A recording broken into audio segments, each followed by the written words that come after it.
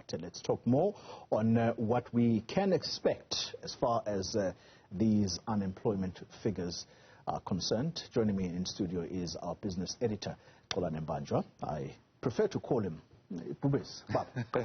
Good morning to you. This is no laughing matter because these figures have just been dismal over the years. Let me take you back and say, give us how, or track for us, how the unemployment rate in South Africa has fared over the years. So, if we start in 1994, we will see that the numbers don't change much right up until 2004 when it comes to, this thing that we always talk about of linking employment to economic growth. But as we know, and it's been said time and again, at the time when South Africa's average, GDP growth was at 5%, our unemployment rate crept up. It went up just a little bit. So, we had jobless growth. Businesses were not reinvesting, expanding when they were making profits. They were just profit-taking.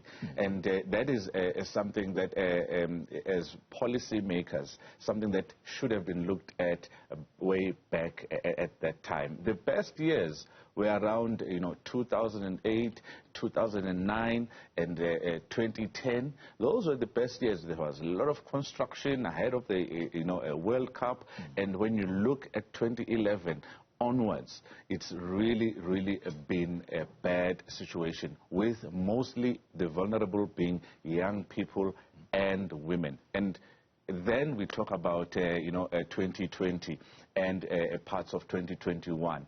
If you look at the past 5 quarters, we have been making headlines saying that each and every quarter it's reached historic highs. The unemployment rate has reached historic highs until the first quarter of 2021, where we are now sitting at the high of 32.6%. That is where we have been, and many will say that legislatures, parliamentarians have not, painted themselves in a good light over the years because of the policies that are not conducive for job creation and investment in the country. As you will know, and I'm sure as many South Africans will know, we have a new finance minister in the driving seat. I'm not sure how much he is going to have to do to convince the South African nation that he is going to do his bit in order to try and make this unemployment, which is sky high, come down a bit. But before we get there, the 2021, the first quarter of 2021, that's the quarter that saw this figure being driven up to 32.6%. That's the official rate right now. The sectors that contributed to the loss of jobs, which were those? The biggest sectors, interestingly, if I may start here, the fourth quarter of 2020, there was not much difference in terms of unemployment rate and the losses of jobs, because we lost as many jobs as we actually created. So there was still 7.2 million active job seekers. Those are people who are counted in this 32.6% who are actively looking for work. If you look at some of these, sectors, construction led the way, and you know why construction led the way, because of the many hard lockdowns that we've had from level 3, 4, and 5 last year. And we had a first wave, we had a second wave in December, which resulted in these lockdowns. We're now in a third wave, and we keep on managing this pandemic through lockdowns, which is something that we have to deal with immediately through vaccinations. And the public needs to realize, those who are have been othered as anti-vaxxers when they actually are raising some serious concerns when we should be understanding what they are worried about. Those are people we need to bring in closer to vaccinate, so that we get herd immunity, so that when we do get a fourth wave, when we do get a fourth wave. We don't manage this pandemic through lockdowns. It's been said by everybody. If you look at the sectors, construction being the first one, losing 87,000 jobs in a space of, in the first quarter of this year, followed by a trade, 84,000 jobs, private households, 70,000 jobs, transport, agriculture. Some of these rose, a little bit. Financial services rose a little bit, but those are the big sectors that are usually have a high rate of job absorption. But when you look at the first quarter, they were the ones that actually took us to this 32.6%. You talk about agriculture.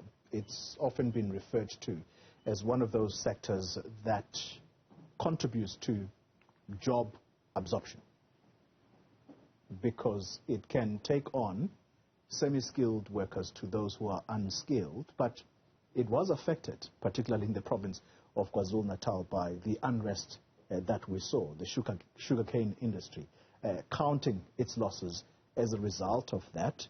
Which other sectors may have been affected by the unrest that we saw, which, as someone usually refers to, that perhaps that action of July was an act of cutting our face to spite, or cutting our nose to spite our faces.